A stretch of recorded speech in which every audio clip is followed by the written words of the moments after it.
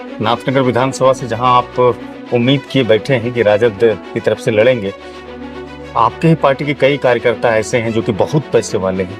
तो एक तरफ पैसा और दूसरी तरफ आपकी जमीनी मेहनत, टकराव अगर होगा तो जीत किसकी होगी? बरसों बाद लालटेन तो जला नाथनगर विधानसभा में, अलिया सिर्फ सिद्दीकी साहब ने जलाया, लेकिन 5 वर्ष बीत जाने के बाद ज्यादातर लोग विधायक से नाराज हैं और कहते हैं कि इस मरतबा लालटेन नहीं जलेगा। तो उनका जो कार्यकाल रहा है, अगर टिकट मिलता है तो क्या आपको लगता है कि नुकसान होगा कि फायदा होगा, क्या होगा? तो वो जो ललन सिंह जो बोले जंग राजद खासतौर से नाथनगर की अगर हम बात करेंगे तो हमेशा से ईमानदार प्रत्याशी को चुनाव लड़ने का मौका दिया है विधानसभा चुनाव में।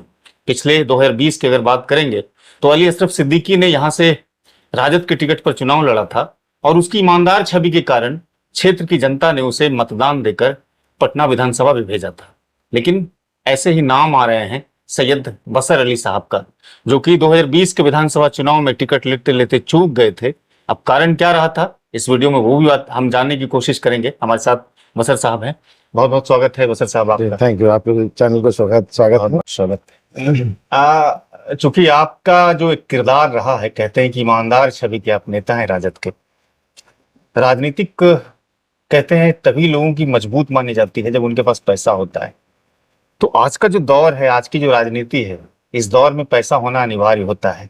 अब आप कमर कसे हैं कि नाथनगर विधानसभा से लालटेन एक बार फिर से जलाएंगे हम, अगर पार्टी मुझे मौका देती है। तो बताइए कि आज की राजनीति में आप अपने आप को फिट कैसे पाते हैं? देखिए, हमारे नेता आदरणीय तेजस्वी यादव जी जो हैं, नेता प्रतिपक्ष तेजस्वी यादव जी जो हैं, वो अभी जितने भी जमीनी कार्यकर्ता हैं उनको वो सम्मान दे रहे हैं और उन्हीं को इस बार जो है वो मौका देंगे। जो ईमानदार, जो मेहनती, जो पार्टी से जुड़ा हुआ, पार्टी के लिए काम कर रहा हो, उन्हीं को उम्मीदवार बनाएंगे। और वो ज्यादातर देखते होंगे, लालू जी भी हमारे जो है वो भी जमीनी कार्यकर्ता को उठा करके जो राज्यसभा भेज दिए, जमीनी कार्यकर्ता को उठा करके विधानसभा भेज दिए।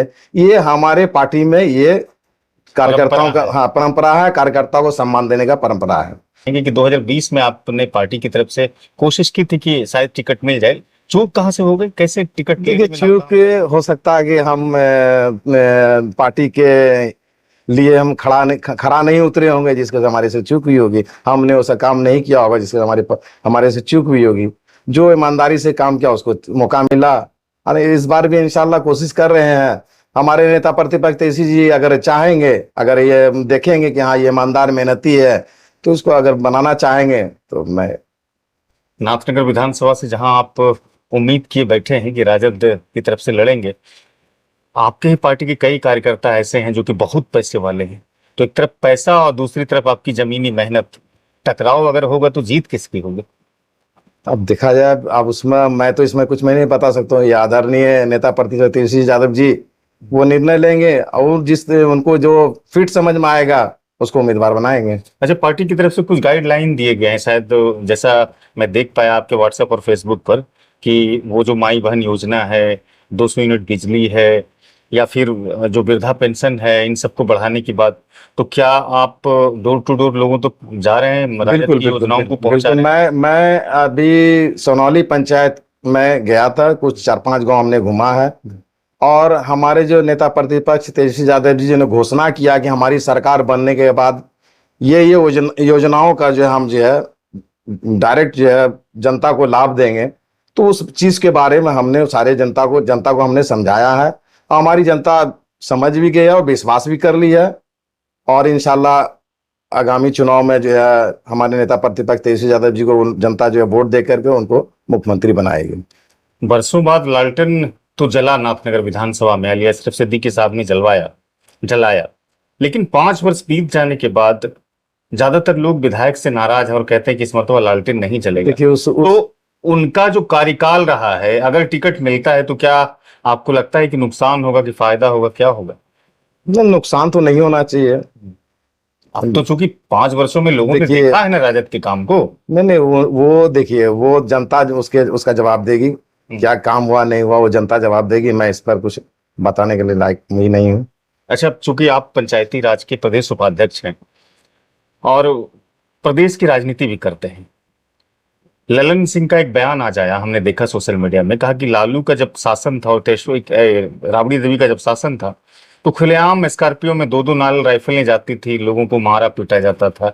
यानी कि तेजस्वी कहते हैं कि नहीं हमारी सरकार आएगी तो सब कुछ ठीक होगा, लेकिन उतना ही ज्यादा जो सरकार में मौजूदा वक्त में राजनीतिक दल है वो कहते हैं कि नहीं, बिहार के जनता इस बात को जानती है कि जंगल राज क्या था, वो वापसी नहीं चाहेगी, तेजस्वी सरकार नहीं बन सकती है बिहार में। देखिए, वो जो ललन सिंह जो बोले जंगल राज था, लिए वो जंगल राज तो था, लेकिन जंगल राज अभी महाजंगल राज से भी बेहतर राज था वो आदरणीय लालू जी के टाइम में।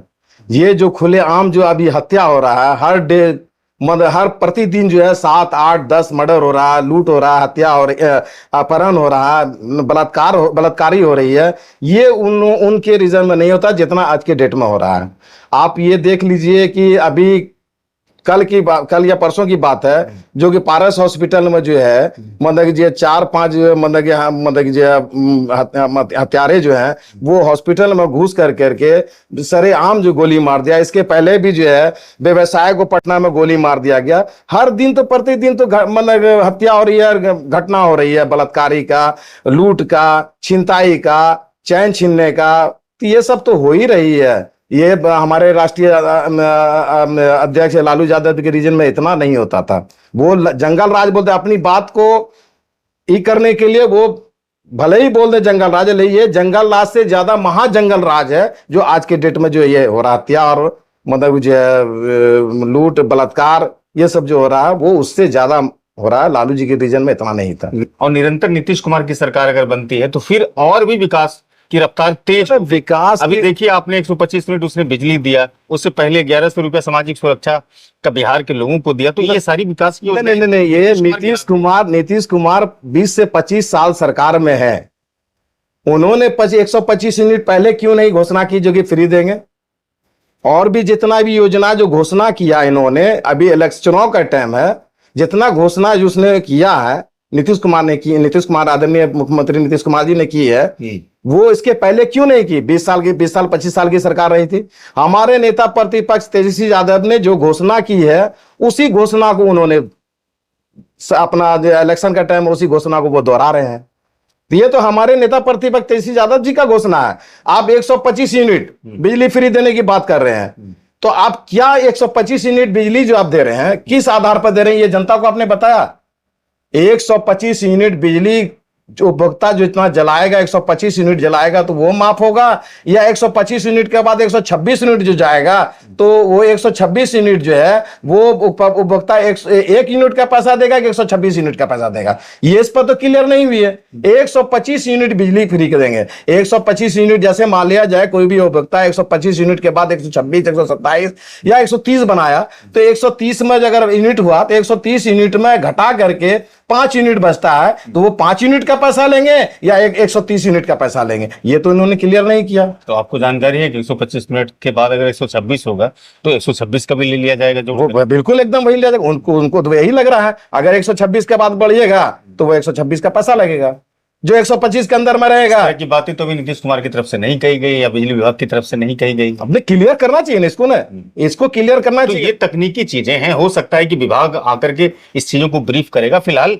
बिहार को एक बड़ा सौगात मिला, 2 करोड़ लोग लाभान्वित होंगे। इसके पहले मैं आपके चैनल माध्यम से आपको बताना चाह रहा हूं, इसके पहले 20 से 25 साल सरकार नीतीश कुमार की थी, क्यों नहीं बिजली फ्री किया?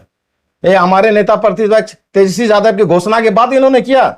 वृद्धा पेंशन 400 रुपए में मिला था, हमारे नेता प्रतिपक्ष तेजस्वी यादव ने 1500 रुपए वृद्धा पेंशन किया। उसको अभी चुनावी टाइम है, उन्होंने नीतीश कुमार ने 1100 रुपए किया। यानी कि तेजस्वी यादव का नकल कर लिया नीतीश कुमार। बिल्कुल एकदम नकल कर ही रहे हैं, जो हमारे नेता प्रतिपक्ष तेजस्वी यादव जी घोषणा कर रहे हैं उसको नकल कर रहे हैं। अच्छा चलिए, अब आते हैं हम जिसकी जितनी भागीदारी उसकी उतनी हिस्सेदारी पर।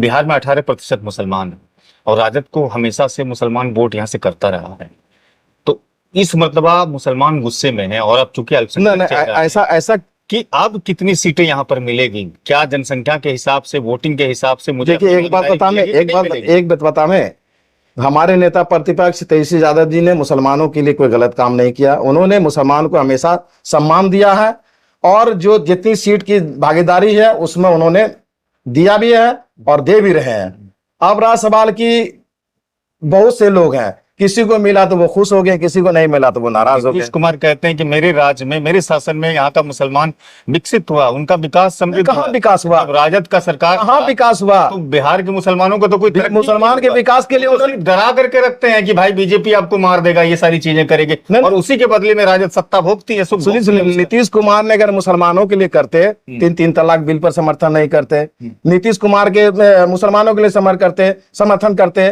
तो वक्फ बोर्ड में उन्होंने समर्थन नहीं करते। वक्फ बोर्ड का भी तो मसला बताते हैं कि इसमें गरीब मुसलमानों को कोई हक ही नहीं मिलता, कहाँ? हिस्सा ही नहीं मिलता है। इसमें क्या ये सिर्फ कुछ लोगों को मिलता है और कुछ लोग नहीं, वक्फ बोर्ड में सिर्फ गरीबे मुसलमानों के लिए है। वक्फ बोर्ड में हमारे कब्रिस्तान आ जाता है, वक्फ बोर्ड में हमारी मस्जिद आ जाती है, वक्फ बोर्ड में हमारे मदरसे आ जाते हैं जो मदरसे में गरीब बच्चे पढ़ते हैं, तो ये भी तो वक्फ बोर्ड में है। कल को आज ये बोलेगा तो कल भी वो, कल को बहुत से जगह में यूपी में देखिए मतलब कब्रिस्तान में जो है बुलडोजर चला रहा है। आप बताइए कब्रिस्तान किसने गिरवाया?